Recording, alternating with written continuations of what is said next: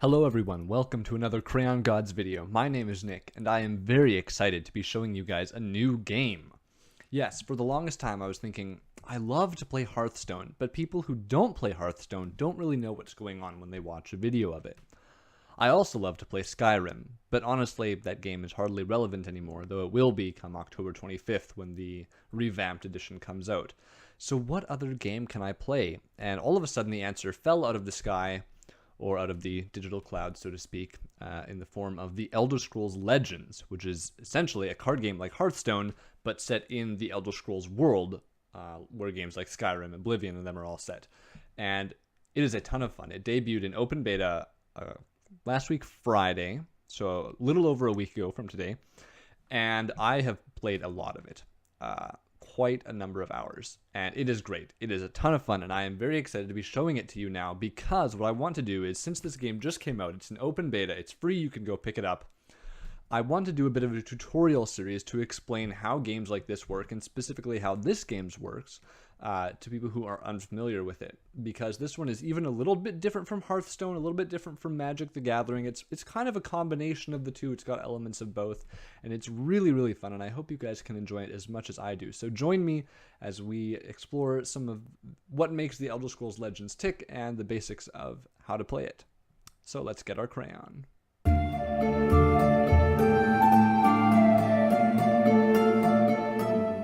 Welcome to the Elder Scrolls Legends. I'm going to show you in this first video a few basics about how this collectible card game in a digital format works specifically for the Elder Scrolls Legends. So let's begin by looking at the cards themselves. So I'm in the main menu here. Let's go to Collection. So there are 4 types of cards that you can play in the Elder Scrolls Legends. There are creatures, items, actions, and support cards. Let's look at them in that order, because at least creatures are the card that you're going to have the most of in your deck, in a usual deck. So let's look at Fiery Imp. Fiery Imp is an imp, which means it is a type of creature with certain specification, and different types of creatures have different labels. For instance, Nord Firebrand is a Nord, and Sharpshooter Scout is a Wood Elf. But let's go back to Fiery Imp. This blue circle at the top left of the card is its magicka cost. That means how much magicka you have to expend on your turn, and you have a limited amount per turn to play this card. And it is a 1/1, you would say. Fire Imp is a 1/1, which means the sword one here is its attack, and the shield here is its health. The Fire Imp, when it attacks an opponent or an opponent's creature, will deal 1 damage. And if it is attacked, it will die, essentially, if it takes more than 1 damage. Notably, if a minion such as the Orc Clan Captain only takes 1 damage, it will still be alive, but it will be reduced to 1 health. At the bottom of the card, you will see a description, or at least on some of the cards. For instance, with the Fiery Imp, it has the description, when Fiery Imp attacks, deal 2 damage to your opponent. Not all cards have a description at the bottom. For instance, the Scuttler here, which is an animal creature, a 1/2 that has no description. Sometimes it's okay to have no description, sometimes it's really bad. For instance, you compare Gerald Forager and Orc Clan Chieftain. A Gerald Forager is a 2/2 for 2. An Orc Clan Chieftain is a 2/2 for 2 that also gives other friendly creatures in this lane +1/+0. So there is no situation where you would use the Gerald Forager over the Orc Clan Chieftain, because the Orc Clan Chieftain is just a better card, objectively. Second, let's look at items. Items will always say item here, unlike creatures, which have different types of creatures.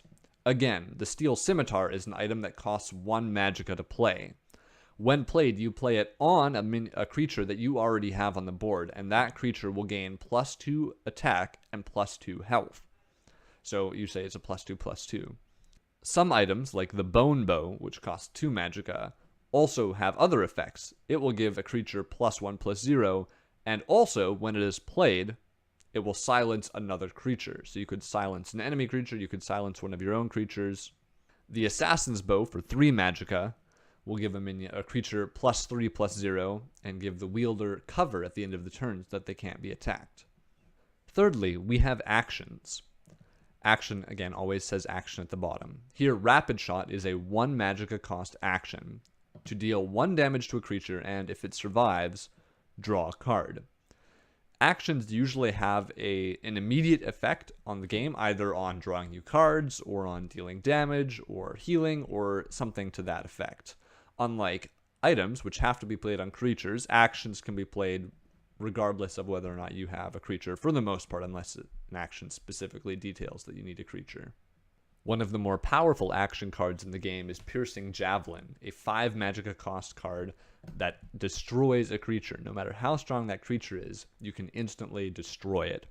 It's a very handy card, and this is a good example of how actions can have an instant effect on the board. Unlike minions, where you have to play them and then wait a turn to actually use them, unless they have charge, Piercing Javelin can instantly affect the board and actually turn the tides of battle quite quickly. Finally, we have support cards, of which there are a few different types. The Orb of Vermina is a support card, which again, always says support. It costs 6 magicka, and it has 3 uses. So when you play a support card, it appears next to your hero, your character, rather than on the board. And when you click on it, you activate it to draw a copy of a random card from the opponent's deck. So certain support cards have a limited number of uses. For instance, the Orb of Vermina.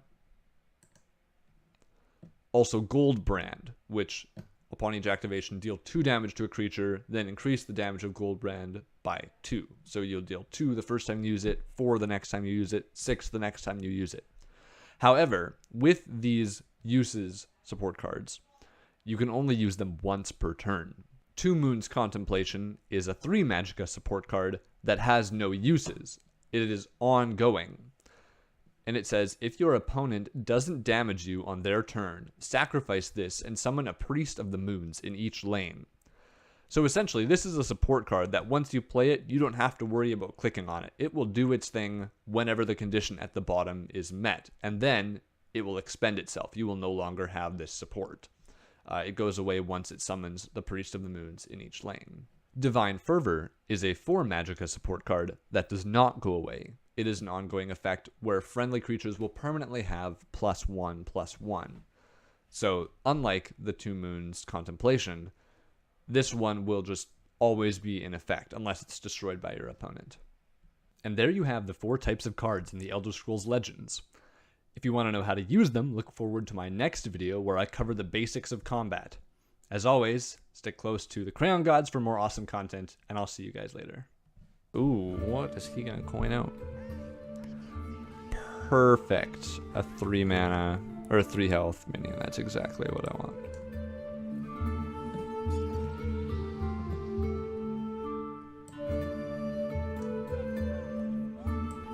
And I can take that out right away. Gotta love it. Alright, so we're actually in a decent spot here. I've got the 3 attack for my dagger that can take out at least some of a minion that he brings out. Though, there's a good chance that Bloodsail Raider will trade into whatever he plays this turn. But next turn I've got 4 mana. That's a little awkward for me. I don't really like having the 4 mana. Oh, interesting. Alright.